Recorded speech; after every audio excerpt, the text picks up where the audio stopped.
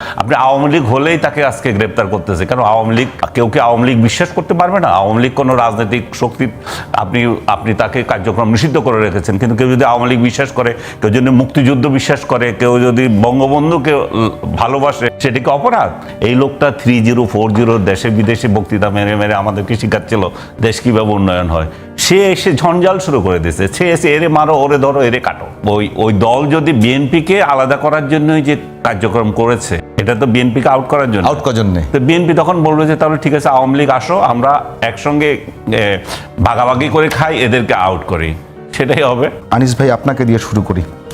এই নির্বাচনের তারিখ ঘোষণা হয়ে গেছে, তারিখ না, সময় ঘোষণা হয়েছে। এই সময়ের মধ্যে বরাবরই নির্বাচনের সময় যাদের মোটামুটি ভোটার আছে, তো তাদের তো গুরুত্ব বাড়ে। এখন প্রশ্ন হলো, আওয়ামী লীগের দল হিসেবে আওয়ামী লীগের সিনিয়র নেতারা চলে গেছে, কিন্তু আওয়ামী লীগের সমর্থকরা বাংলাদেশে এখনো আছে। সেটা একটা প্রশ্ন। সেটা কি নির্বাচন কেন্দ্রিক গিয়ে আওয়ামী লীগের গুরুত্ব অনেক বেশি বাড়বে কিনা, এবং সেটি দল হিসেবে আওয়ামী লীগকে বাংলাদেশে নতুন করে প্রতিষ্ঠিত করার জায়গা তৈরি করছে কিনা? এই নির্বাচনে আওয়ামী লীগের ভোট বাড়বে কিনা? না, দল হিসেবে যখন আওয়ামী লীগের ভোটারগুলো আছে, বিভিন্ন দল, এনসিপি বলেন, জামাত বলেন, বিএনপি বলেন, সেই ভোটগুলোকে টানার চেষ্টা করবে যদি আওয়ামী লীগ না থাকে। তো সেটি দল হিসেবে আওয়ামী লীগকে একটা ভিন্ন সুবিধা দেবে কিনা? টানা আমি বুঝতেছি না। তারা যদি টেনে নেন, তাহলে আওয়ামী লীগের কীভাবে সুবিধা হবে? আওয়ামী লীগ যদি এক্সিস্ট করে, তাহলে অবশ্যই আওয়ামী লীগের সুবিধা হবে। আওয়ামী লীগের বিরুদ্ধে অভিযোগ, ফ্যাসিবাদের বিরুদ্ধে অভিযোগ, তাদের শাসনের বিরুদ্ধে অভিযোগ, যত অভিযোগ আছে, কিন্তু গত 11 মাস 1 বছরে যা দেখছে, সেই প্রেক্ষাপটে তো আমি এখন দেখছি যে আওয়ামী লীগের জনপ্রিয়তা বেড়ে যাচ্ছে। কারণ আমরা যেই প্রেক্ষাপট চিন্তা করে শেখ হাসিনাকে হটিয়েছিলাম, বা আমরা এই হটানোকে সমর্থন করেছিলাম যারা, তো তারা তো এখন দেখছি যে, বা যারা, আমি আমার কথা বলছি না, অনেকে বলছেন, অনেকেই যারা এই আন্দোলনে ছিল, তারা তো এখন হতাশ। তারা দেখছে যে ডক্টর ইউনূস 1 বছরে এসে এই দেশটাকে অনেক পিছিয়ে দিয়েছে। কিরকম সেটা? সর্বক্ষেত্রে আপনি এমন একটা সেক্টর দেখান যেখানে বাংলাদেশ এগিয়েছে। যখন বাংলাদেশ কোনো একটা সেক্টরে আগায় নাই, যখন সারা দেশে হানাহানি, যখন আমাদের হিংসা বিদ্বেষ বেড়ে গেছে, আমাদের দেশে নয় শুধু, বিদেশে পর্যন্ত বাঙালিরা একজন আরেকজনকে দৌড়াচ্ছে, পিটাচ্ছে। আনিস ভাই, এটা কি একটা অভ্যুত্থান পরবর্তী দেশ বা সমাজে এই ধরনের সিমটম কি স্বাভাবিক নয়? অস্বাভাবিকও না এটা, কিন্তু আপনি যখন যেই কাজের জন্য আপনি এই আন্দোলনটা করলেন, সেটাতে আপনি একটা রোড দেখবেন। এই রোডে কি আছে? রোডে তো আমরা ভালো কিছু দেখছি না, আমরা দেখছি যে পিছিয়ে যাচ্ছি।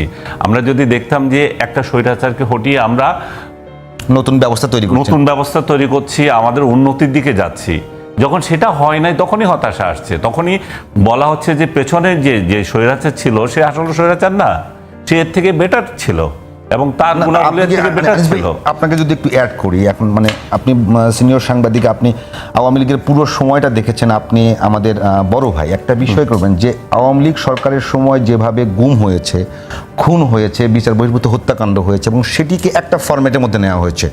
মনে করেন আনিস ভাইকেও খুন করা, বা গাউস আজম বিপুকেও খুন করার পরে ওই একটাই প্রেস রিলিজ আসতো, এবং আমরা সেটা প্রচার করতাম। তো সেটি মোটামুটি বন্ধ হয়েছে, আমি কথা বলতে পারছি। আর এখন হলো একটা অভ্যুত্থান পরবর্তী দেশে যে সিস্টেম দাঁড়ানোর কথা, অভ্যুত্থানের দায় মানে অর্জন সবাই নিতে চায়। এখন প্রশ্ন হচ্ছে যে আপনি যদি আওয়ামী লীগের সময় ভালো ছিলেন, তো অন্তত পক্ষে তো সেই জায়গাগুলো, যে জায়গাগুলোতে কথা বলার স্বাধীনতা 1 নাম্বার, 2 নাম্বার, কেউ বিচার বহির্ভূতভাবে হত্যাকাণ্ডের শিকার হচ্ছে না, কেউ গুম হচ্ছে না, তার বিচার না করে। আমাকে বলতে দেন, আপনি কি বলতে চাচ্ছেন আমি বুঝেছি। আমার কথা আপনি বলতে চাচ্ছেন যে আমরা এই 1 বছরে আমাদের কি পরিবর্তন হচ্ছে সেটা আমি দেখাতে চাচ্ছি। 1 বছর আমরা অগ্রগতি কতটুকু হয়েছে, আমি যেটা দেখছি যে অগ্রগতি আমাদের শূন্য। আমরা যেখানে আপনি যেগুলোতে রেফারেন্স দিচ্ছেন সেটাতে আসতেছি, আমরা দেখছি আমাদের অর্থনীতি, আমাদের সমাজ, এবং আমাদের শিক্ষা, আমাদের আইন শৃঙ্খলা চরম অবনতি হয়েছে।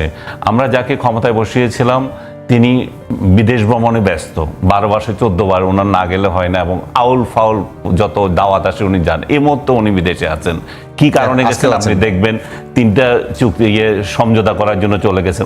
ওনার মতো দেশের যখন এই অবস্থা, ওনার তো বিদেশ ভ্রমণ এখন জরুরি হয় নাই। যাই হোক, এটা একটা উদাহরণ ওনার মেন্টালিটি আমি বোঝানোর জন্য। উনি এটা এনজয় করতে এসেছেন, কিন্তু আমাদের এনজয় না তো। আমরা একটা স্বৈরাচারকে হটিয়ে আমরা কোথায় যাব, সেই টার্গেট ঠিক করতে হবে। আমাদের কোনো টার্গেট ঠিক হয় নাই, আমরা সংস্কার করছি, কিন্তু বাস্তবে আমাদের কিছুই হয় নাই। আমরা এই আপনি যে উদাহরণগুলো দিচ্ছেন, আমরা বাক স্বাধীনতা পেয়েছি, আমি ব্যক্তিগতভাবে আমার বাক স্বাধীনতা আগেও বা হয় না, এখন অভাব নাই, কিন্তু সাধারণ মানুষ কি কথা বলতে পারছে? সাধারণ মানুষ কি তার মত প্রকাশ করতে পারছে? সেটা আপনি দেখতে হবে। সংবাদপত্র কি মত প্রকাশ করতে পারছে? আপনি ব্যক্তিগতভাবে আপনি হয়তো মত প্রকাশ করতে পারছেন, কিন্তু সব নিউজ কি আপনি করতে পারছেন? আমি তো দেখছি যে এখানে হুমকি কম নয়। সংবাদপত্রকে বলা হয়েছে তোমার গলা টিপে ধরবো না, কিন্তু আমার মব লাগিয়ে দেওয়া হয়েছে, ওরা এই কথা বলে কেন? আপনি ফ্যাসিবাদের কথা বলছেন, এখানে বাংলাদেশে কোনো ফ্যাসিবাদী দল ছিল না। আপনি ফ্যাসিবাদ যদি রেফারেন্স দিতে চান, এখানে কোনো ফ্যাসিবাদী নাই, কিন্তু যে কার্যক্রমগুলো হচ্ছে একটার পর একটা, তাহলে কে বড় ফ্যাসিবাদী সেটাই আগামীতে নির্ধারণ করার জন্য এখন হয়ে গেছে।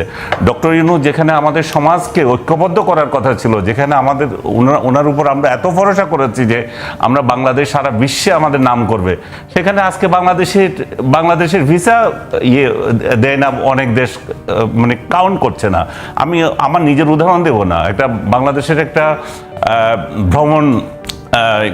ভ্রমণ করে একটা ছেলে, নাদির দা গো, এই জাতীয় নাম, নাদির, সে সারা ওয়ার্ল্ডে ঘুরে বেড়ায়। তার মতো একটা ছেলেকে ভিসা দিচ্ছে না, 5-6টা দেশে সে ভিসা রিজেক্টেড হয়েছে, সে দুঃখ প্রকাশ করছে। সো বাংলাদেশের ভিসার দাম কোথায় গেছে বাংলাদেশের শ্রমিকরা জানে, বাংলাদেশের যারা ভিসা নিতে চায় সেটা জানে। তো আমরা এরকম একটা ইন্টারন্যাশনাল ব্যক্তিত্বকে আমাদের সোসাইটিতে বসে আমাদের কী লাভ হলো? আমরা এখন বলা হচ্ছে 15ই আগস্টে কেউ কথা বলতে পারবে না, 15ই আগস্টে কোনো কর্মসূচি নেওয়া যাবে না। কেন? 15ই আগস্ট আপনি এই ইতিহাস থেকে বাদ দিয়ে দিয়েছেন, আপনার সরকারি কর্মসূচি থেকে বাদ দিয়ে দিয়েছেন। কেউ যদি ব্যক্তিগতভাবে 15 আগস্ট শোক পালন করে, আপনার কি মাথা ব্যথা? আপনি কি কারণে 15 আগস্ট শোক পালন করতে পারবেন না? 15 আগস্টের সঙ্গে বাংলাদেশের কি সম্পর্ক?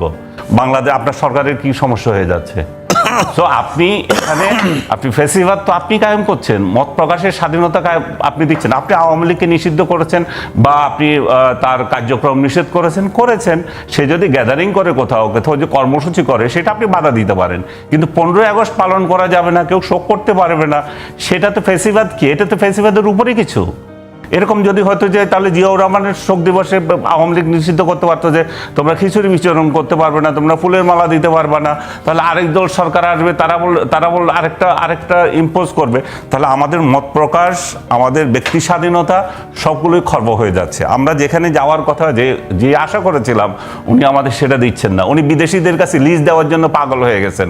একবার ঢাকা এয়ারপোর্ট দিতে হবে, একবার চিটাগং পোর্ট দিতে হবে, একবার করিডোর দিতে হবে, ওনার স্বার্থ। এবং তাহলে আনিস ভাই, আমরা কি একটা জায়গায় আসতে হবে? আপনি বলছেন যে আওয়ামী লীগ আসলে ফ্যাসিবাদী ব্যবস্থা কায়েম করেনি।